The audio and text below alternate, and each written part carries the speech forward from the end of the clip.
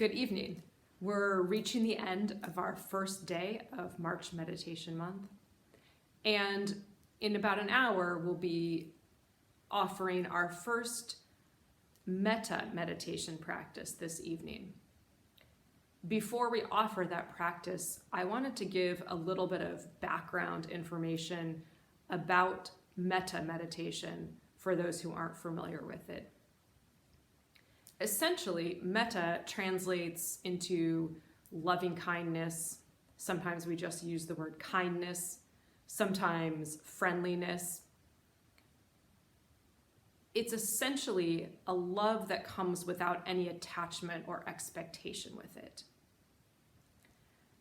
And so we generate this quality toward others to, over time, change our interactions with others, change our perceptions of others. We start to see how, in some ways, there's no difference between myself and this other person, even though I might be struggling in my relationship with them right now. In the Metta meditation, we generate the intention of happiness and the conditions for happiness to a sequence of people. We start by focusing on the self. One reason for this is that if we're not taking care of the self, we're not going to be able to take care of anyone else.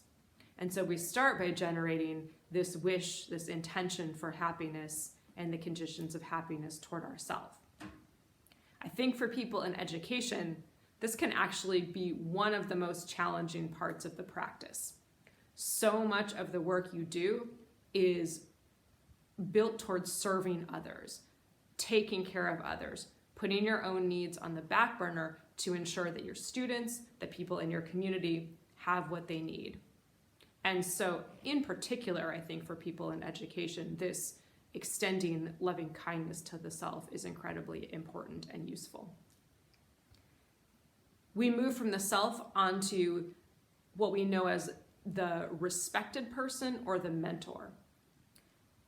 This is someone who you wouldn't necessarily consider to be a friend, but who has positive qualities that you would like to emulate. Someone who, when you've met them, maybe you've thought, wow, they have this wisdom that I would really like to have for myself. Or you might think, I want to be more like that person. This is who we pull in and send the wish for happiness to when we focus on the respected person. From there, we move on to what we call the dear person, someone who is very dear to us, who we care about deeply. Perhaps this is one of our close colleagues, a friend, maybe someone in our family. It shouldn't be someone who we're attracted to or someone who has died, someone who is alive right now and a regular part of our interactions. From there, we move on to the neutral person. This is a person who doesn't necessarily bring up any strong reaction for us. We don't think about them one way or another. This could be someone who you pass in the hallways, periodically you see them in your building, maybe you say good morning to them, but you don't really have a relationship with them. You haven't had many conversations. Finally, from there, we move on to what's known as the enemy. That's a really strong word for this person. What it's referring to is anyone who brings up anger, impatience, frustration when you interact with them or when you think about them, or someone who you feel very critical of when you think about them or interact with them. So I'm sure you probably have more than one person who comes to mind within that category. We move through those categories little by little.